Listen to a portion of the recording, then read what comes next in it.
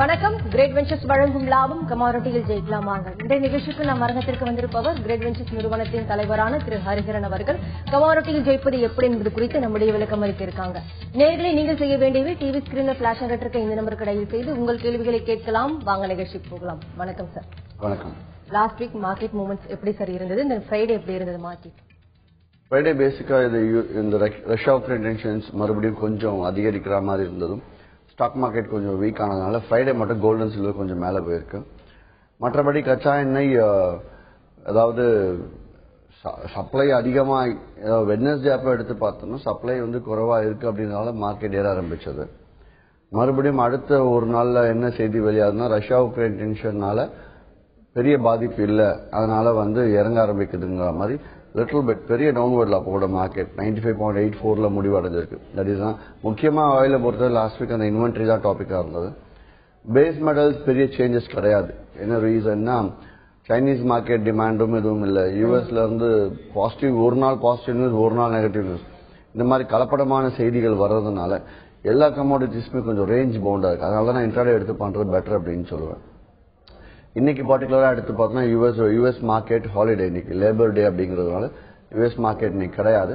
So அதனால market movements பெரிய அளவில் இருக்காதுன்னு நினைக்கிறேன் நான்.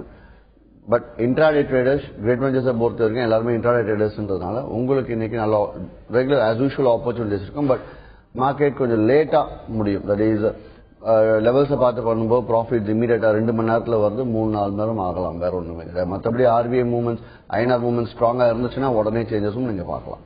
சார் லாஸ்ட் வீக் ஓவரால் எடுத்து பார்த்தோம்னா கோல்ட் ரேட் லாஸ்ட் வீக் ஒரு 192 ரேட் ஒரு இன்க்ரீஸ் கொடுத்திருக்கு லாஸ்ட் வீக் மட்டும். Then gold falls on subdued demand weak global cues சொல்லியிருக்காங்க. இது கோல்ட் டிமாண்ட் எப்படி இருக்கும்? தென் அதே தருணத்துல government reduces tariff value on gold and silver. So என்ன இம்பாக்ட் இருக்கும்? ஆக்சுவலா கோல்டுக்கு இந்த இயர் டிமாண்ட் இருக்காது. நம்ம டெக்னிக்கலாக இந்த வருடம் இறங்க தான் செய்யும். கடைசி காலாண்டு நல்லாவே இறங்கும் அப்படிங்கிற மாதிரி நம்ம எதிர்பார்த்தோம்.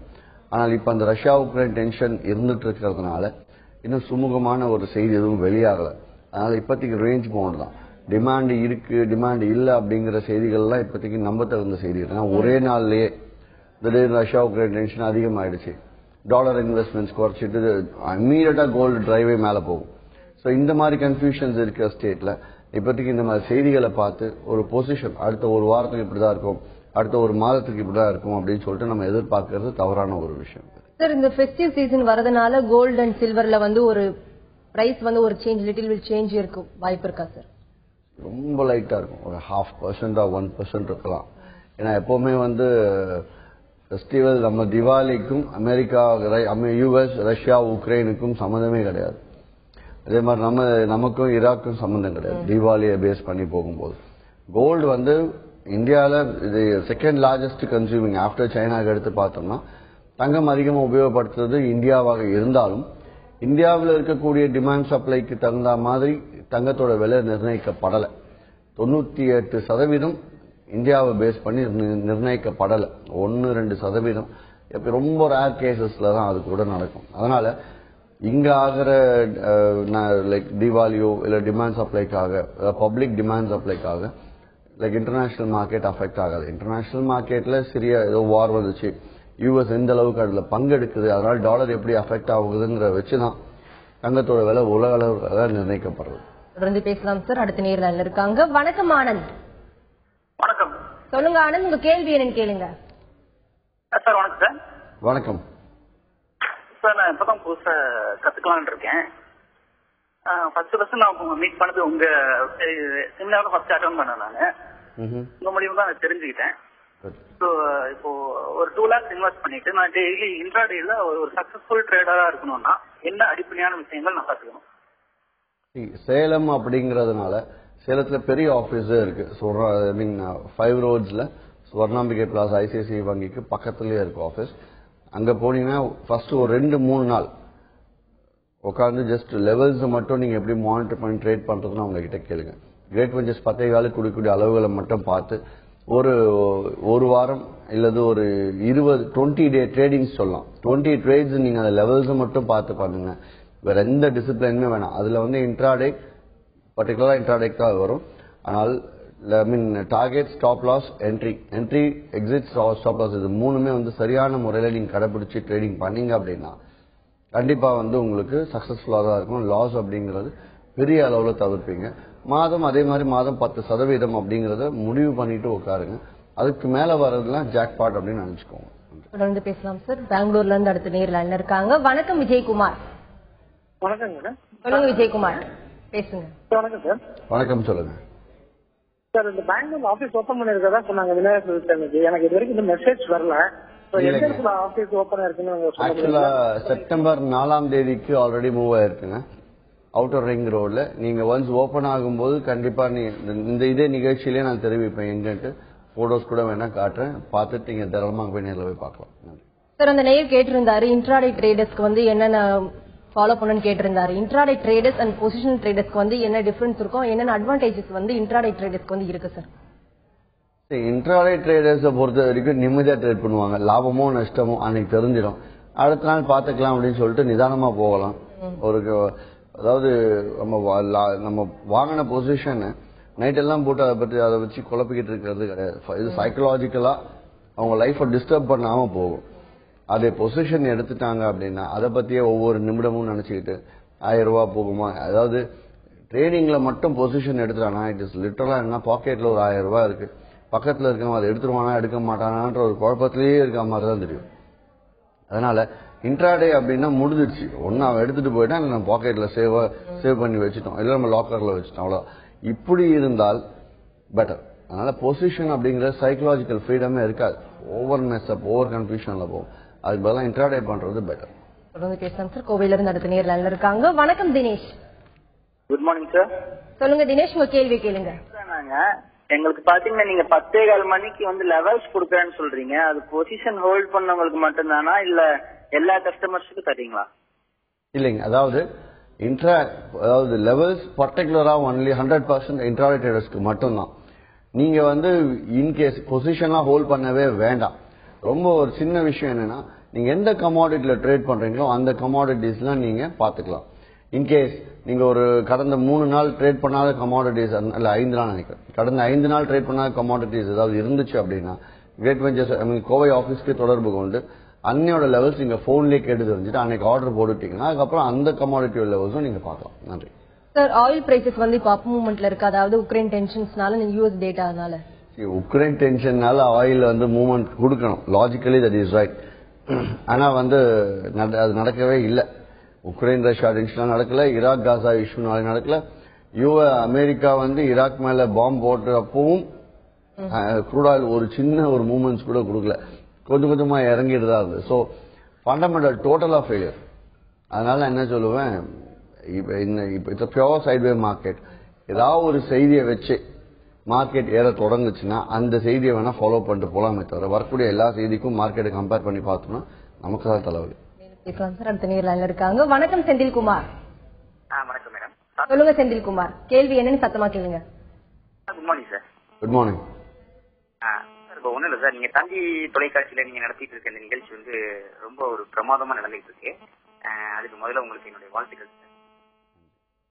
இப்போ அடுத்ததா பாத்தீங்கன்னா இதை நீங்க இன்னும் கொஞ்சம் விரிவுபடுத்தினா நல்லா இருக்கும் அப்படிங்கிறது கமாடிட்டி பிசினஸ் செஞ்சுட்டு இருக்கக்கூடிய நேர்களுடைய விருப்பமா இருக்கு. அதை என்னுடைய விருப்பமாவும் நான் உங்களுக்கு தெரியப்படுத்துறேன். அதாவது நீங்க மாலை நேரங்கள்ல ஒரு முறை காலையில இருந்து என்ன நடந்துச்சு இந்த செஷன்ல, இனி எப்படி நடக்கும் அப்படிங்கறத நீங்க வந்து நேயர்களுக்காக ஏதாவது ஒரு முயற்சி செஞ்சு தெரியப்படுத்தினீங்க அப்படின்னா நடக்கும். ஏன்னா கமாடிட்டி பிசினஸ்ல தமிழ்நாட்டுல வந்து ஒரு தலை சிறந்த முறையில கொண்டுட்டு வந்து எல்லாமே பாத்தீங்கன்னா டெக்னிக்கலா பண்ணணும், காசுங்கிறது இங்க வந்து எதுவுமே கிடையாது அப்படின்னு சொல்லி நீங்க ப்ரூவ் பண்ணிருக்கீங்க. பைசா எதுவுமே வாங்காம ட்ரைனிங் கிளாஸா இருக்கலாம், கருத்தரங்கங்களா இருக்கலாம், நீங்க நடத்தக்கூடிய எந்த விதமான ஒரு ப்ரோக்ராம்லயும் ₹1 கூட வரக்கூடிய கஸ்டமர்ஸுக்கு எதுவும் வாங்குறது இல்லை. நீங்க அதை வந்து நீங்க உருவாக்கி இன்னைக்கு பல கம்பெனிகளை வந்து பாத்தீங்கன்னா ஒழிச்சிட்டீங்க. ஸோ அதுக்காக வந்து பாத்தீங்கன்னா உங்களுக்கு என்னுடைய வாழ்த்துக்கள், ஒரு ஹேட்ஸ் ஆஃப்.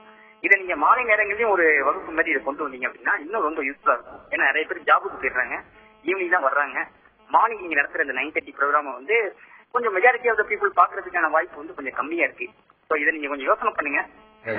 முக்கியமாக இது காலையில பண்றதுக்கு காரணம் என்ன அப்படின்னு எடுத்தோம்னா, நேற்று நள்ளிரவு இந்திய நேரத்தின்படி அமெரிக்க சந்தை எந்த விலையில முடிவடைஞ்சிருக்கு, இன்று அதிகாலை மார்க்கெட் இங்க இந்திய சந்தை ஓபன் ஆகும்போது 10 மணிக்கு இந்த நிகழ்ச்சி முடியும் போது அங்க மார்க்கெட் ஓபன் ஆகுது.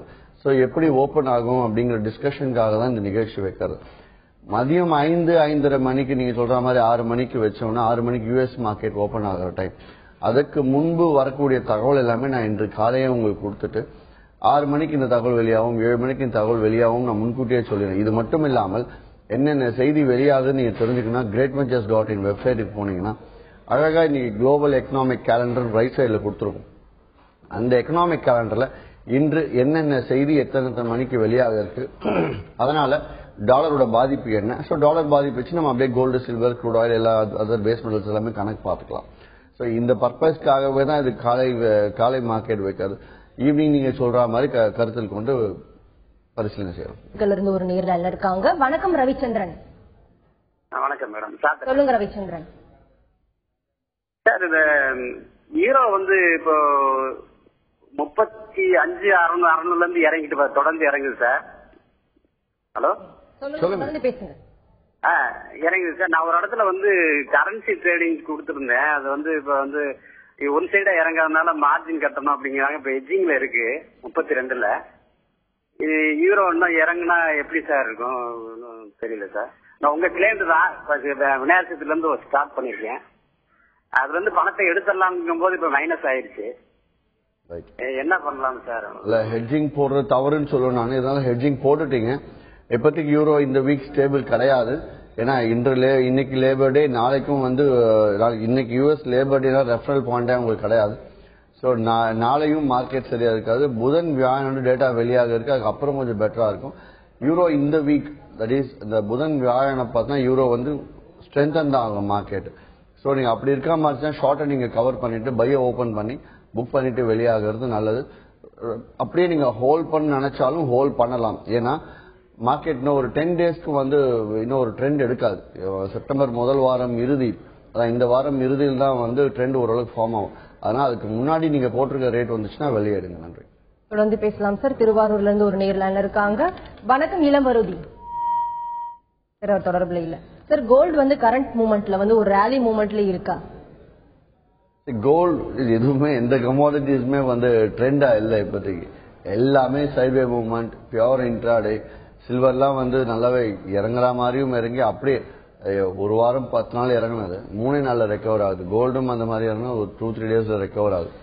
ஸோ மார்க்கெட் வந்து இட்ஸ் பியூர் சைட்வே மார்க்கெட் அப்படிங்கறனால இன்ட்ராடேக்கு தான் இது பெட்டர்.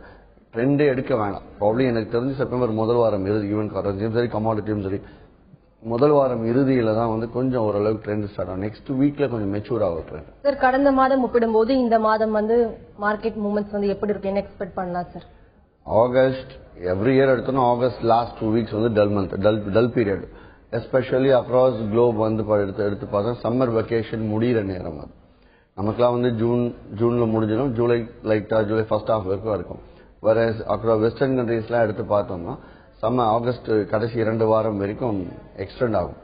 ஸோ செப்டம்பர் முதல் வாரத்துல கொஞ்சம் பெட்டர் ஆகும். செகண்ட் வீக், தேர்ட் வீக்ல நல்லா மெச்சூரா இருக்கும் மார்க்கெட். செப்டம்பர்ல நல்லா இருக்கும் மார்க்கெட் எப்பவுமே. MCX நேச்சுரல் கேஸ் வந்து showing sign of reversal price.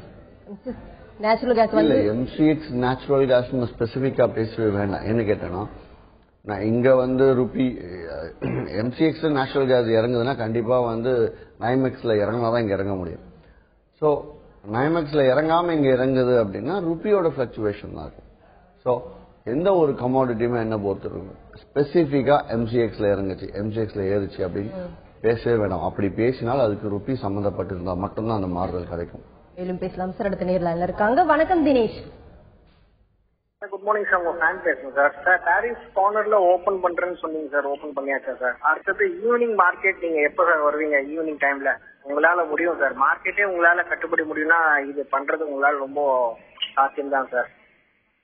Evening market இப்பதான் ஒரு நேர் கேட்டாருன்னு 2-3 பேர் கேட்டுட்டீங்க. பார்க்கலாம். வி மே கன்சிடர் ஈவினிங் ஏதாவது ஏற்பாடு பண்ண ட்ரை பண்ணலாம். மேலும் பேசலாம் சார். கோவையில இருந்து அடுத்த நேர்ல இருக்காங்க. வணக்கம் சிவா. வணக்கம் சார், நான் சிவாங்க. ஹலோ சொல்லுங்க சிவா. சார் ஜிண்டால் ஸ்டீல்ஸ் வந்து இப்போ ஹோல்ட் பண்ணலாமா சார்? டெலிவரி தான் எடுத்து வச்சிருக்கோம். இல்லைங்க, இது முழுக்க கமாடிட்டி சந்தை பற்றின ப்ரோக்ராம். ஸ்டாக் மார்க்கெட் இன்னும் ஒரு 3-4 மாதத்துல கண்டிப்பா வரும். அப்ப நீங்க எடுத்து தெரிஞ்சுக்கலாம். Sir, artificial low silver prices and monetary policy gone wrong. Monetary பாலிசினா என்ன, இதை பத்தி சொல்லுங்க. மானிட்டரி பாலிசி ஆஃப் யூஎஸ், அமெரிக்காவோட மானிட்டரி பாலிசினா, மானிட்டரி அப்படின்னா என்னன்னா பணம் சம்பந்தப்பட்ட விஷயம், வருவாய் செலவு, இதுதான் மானிட்டரி டேர்ம்ஸ் அப்படின்னு சொல்லுவோம். ஸோ அமெரிக்காவோட மானிட்டரினா அமெரிக்க அரசாங்கத்தோட பொருளாதாரம், வரவு செலவு, அதோட பாலிசி சேஞ்சஸ், அதுல ஏதாவது விஷயங்கள் மாறுபட்டால் அதுதான் monetary policy of US monetary policies சொல்லலாம்.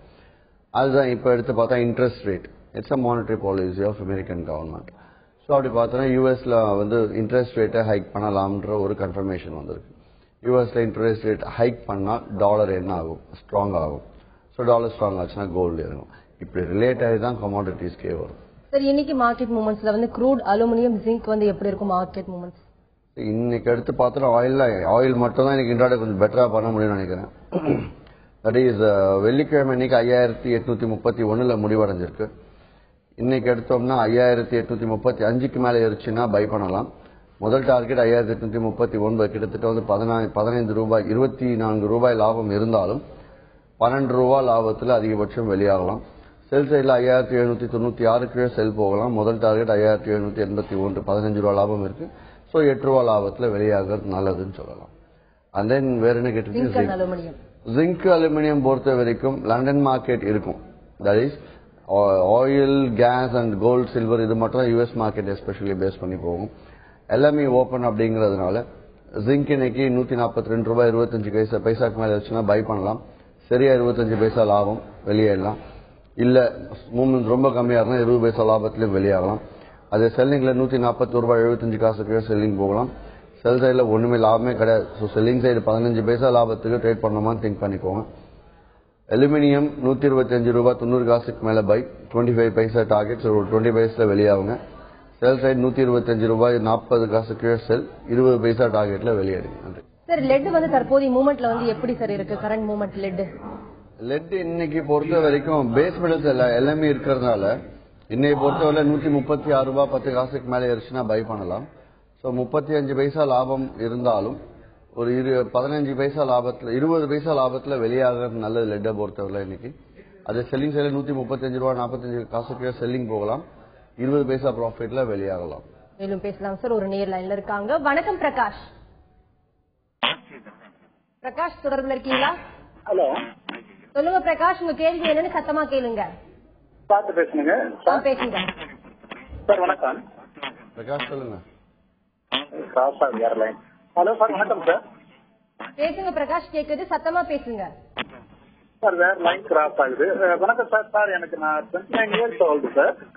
நான் MBA முடிச்சிருக்கேன். சொல்லுங்க. நான் இத முழு நேர தொழிலா கத்துக்கிட்டு செய்ய முடியுங்களா, இல்ல ஒரு வேற தொழில இருந்துகிட்டு இத சைடா பண்ண போதுங்களா? யங்ஸ்டர்ஸ் இந்த பிசினஸ் இந்த ட்ரேடிங் நல்லாவே பண்றாங்க. ஏன்னா கொஞ்சம் ரொம்ப ஈஸியா டெக்னிக்கலுக்கு அடாப்ட் ஆகுறாங்க அவங்க. அது இல்லாம அவங்களும் ஏதோ ஆராய்ஞ்சு புதுசா கத்துக்கணும், புதுசா ட்ரை பண்ணவும் பாக்குறாங்க. ஸோ புதுசா MBA முடிச்சிருக்கீங்க அப்படிங்கறதுனால இத ஒரு 6 மந்த்ஸ்க்கு நீங்க ட்ரை பண்ணிட்டு கண்டிப்பா செட் ஆகும்.